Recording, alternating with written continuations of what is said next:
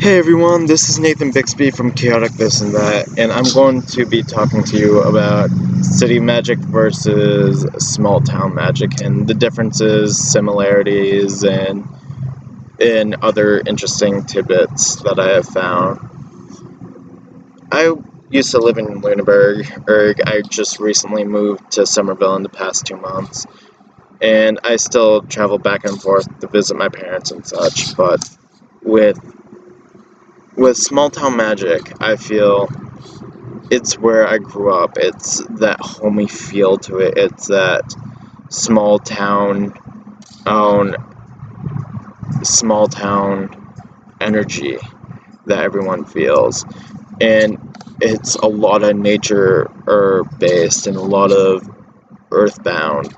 And I find it really cool that when I was living in Lundberg, I could do a sage smudge in an actual house and not have to worry about oh the fire alarm going off, or going outside and doing a sage smudge, or going outside and looking up at the stars, or the moon, or just meditating out in the sun or the moon for that fact.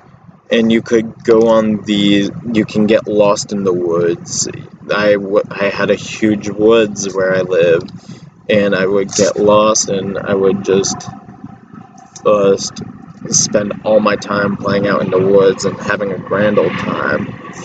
And while in the city, it's more of that spontaneous, fast-paced, whimsy type magic where I have to improvise on stuff. Like I have my altar set up. I haven't it's not active yet because I'm not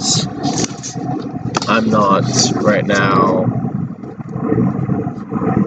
I don't feel moved in completely, so I don't feel right using it at the moment. But I'm using different forms of magic in the city. Like, I will get lost and do spontaneous adventures, not knowing where I will end up, and I find that magical and energetic. I'm meeting new people, new points of views. I actually attended a Unitarian church these past couple Sundays, and that is a whole nother video, but I find Unitarianism really fascinating. Even though I still practice chaos magic, it's just interesting to see a different point of view. But that was a little off topic. Let me get back on. So I find myself going to random spots, finding myself at different markets, like farmers market or street fairs or yard sales, flea markets, anything you can think of, it's there. And it's fascinating what you can find. And there's these small, gem and Buddhist shops, and there's a shop around the corner where you can improvise and use anything there.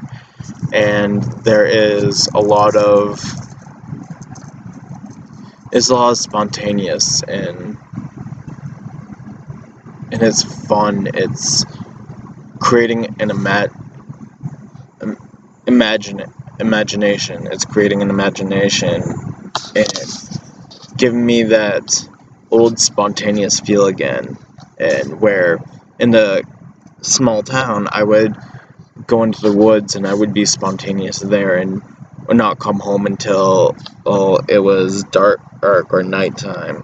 I mean, there's a similarity right there, but also I find I'm using different tools in the city. Like, I found a railroad spike, like off of a T-stop that wasn't being used, and I found the energy of that very fascinating, and I'm using that in certain ways. And I also have a small rock I got that has been on the rail tracks, and it's like it has this traveling vibe to it. Like it's a traveling stone. I feel it's transportation. Where if I'm going on this long distances, I might carry that on me, and so I find that quite interesting and fascinating. And also, I find these small parks here and there where I find interesting ingredients. Like over a couple feet away, there is a lavender bush that I might take some samples of and use that in something, and cut a couple stuff off and use. And I I'm afraid to use